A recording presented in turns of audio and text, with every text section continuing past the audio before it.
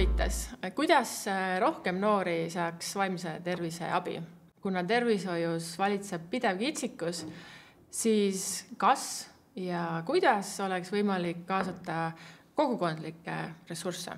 See uus teenus võimaldab siis neil noortel, kes on esmase abi saanud, teraapias käinud, jätkata oma vaimse tervise tugevdamist eakaaslaste tugirühmas. Ja teenuse koosloome protsessi jooksul ka tähendasime, kuidas erinevad sidusrühmad, kes projekti olid kaasatud, tegelikult esindasid erinevaid loogikaid. Ja meie siis lõplikus teenuse kontseptsioonis arvestasime sellega, et kõik loogikad oleksid esindatud, ehk siis jõudsime loogikate hübriidini. Ehk siis kuidas disainerid saaksid loogikatega rohkem arvestada ja kuidas luua loogikate paljusust.